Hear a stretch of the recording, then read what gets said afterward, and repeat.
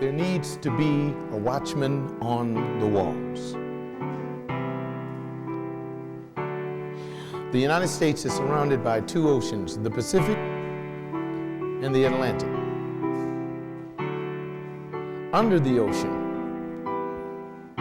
there are atomic submarines, which is tied into the Pentagon,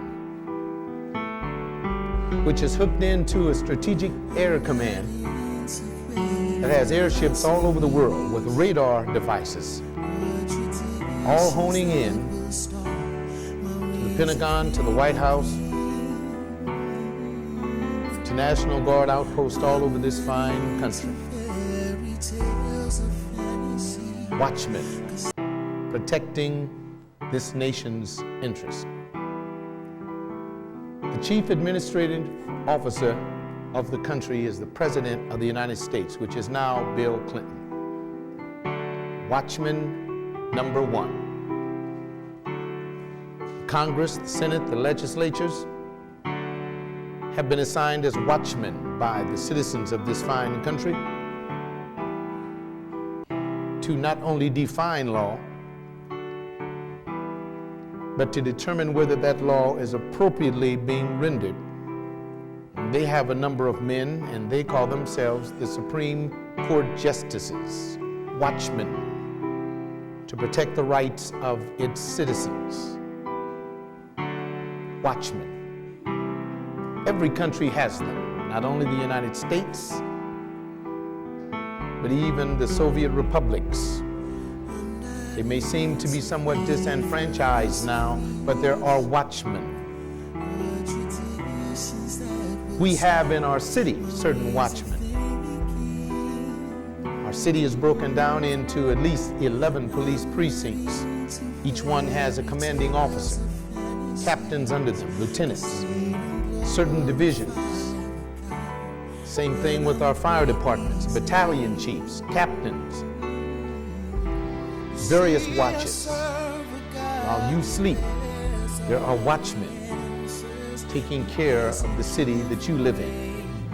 Employees, so to say, staying up at night, watching dials, signals, instruments, making sure that the water's running, that the electric power is on. Watchmen protecting you. People that you don't know their names have been designed and placed there for that specific purpose. In the Old Testament, watchmen were required to have tremendous insight and spiritual reception as they watched over God's heritage. God allowed those watchmen to be there for the protection of His people. Often I ask one, when you go to bed at night, do you worry about chaos in your city? No. Why? Because there are certain watchmen who are in control of the environment. These Old Testament watchmen had to be persons that saw beyond their particular day. They had to see, so to say, in the future. In the future. They had to look to a coming day in the future and the consequences that would affect the people under their charge. When we look at city government, national government, on a national level, we're getting ready to head into some national elections. You heard from the Republicans, you hear from the Democrats, from both sides. You even hear from old Brother Ross in Texas, speaking loud and clear his agenda. All three of these particular parties want to become that governing party of watchmen that will become the legislature, so to say, in our society. But let's jump back to the Old Testament thing here. These particular watchmen, whether they were seers, prophets,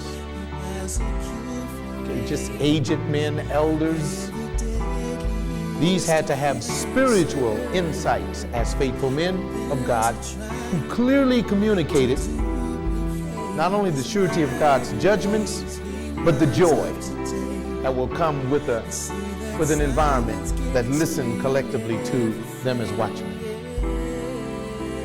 We need watchmen in our society today, just as they needed them back in the Old Testament times.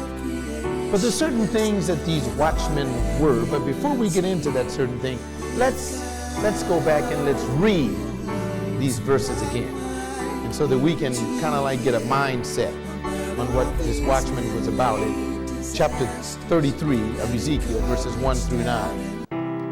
And the word of the Lord came to me, saying, this is a watchman speaking, Son of man, speak to the sons of your people and say to them, I will bring a sword upon the land, and the people of the land take one man from among them and make him their watchman. And he sees a sword coming upon the land, and he blows the trumpet and warns the people. Then he who hears the sound of the trumpet and does not take the warning, and the sword comes and take him away, his blood will be on his own head. He heard the sound of the trumpet. He did not take warning. His blood will be on himself.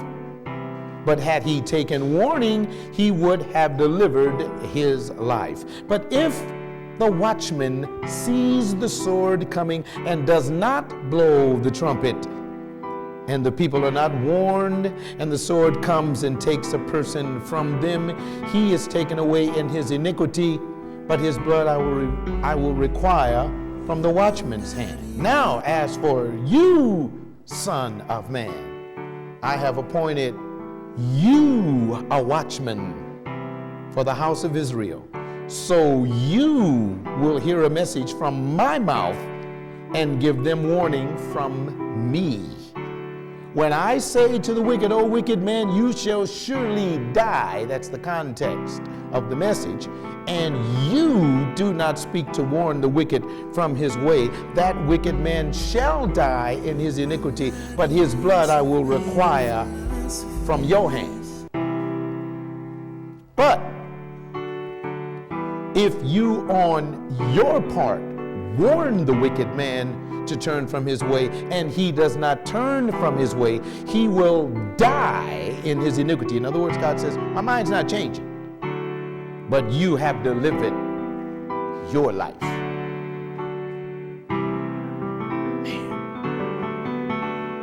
you don't want to be in the position of a watchman unless you are ready to die for whatever he tells you to say. You don't even want to think that you are a watchman unless you understand that the major part of this treatise is directed to the watchman himself and not to the people. Now let's look at some things, certain things that these watchmen were. I think that we need to do that first of all. They were messengers for a king. If you have your Bible, turn to 2 Kings chapter 9 verses 17. We want to start there. 2 Kings chapter 9 verses 17 through 22.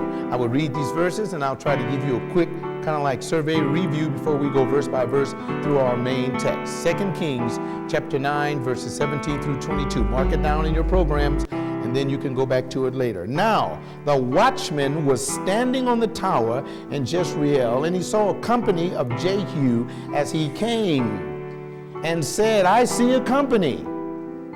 And Joram said, take a horseman and send him to meet them, and let him say, in my translation, is your mission peace? In other words, Jehu now riding up to the gates of Jezreel, smoke behind the chariot, and there was a watchman on the wall, and he said, you better send somebody out there and see whether he's coming in peace.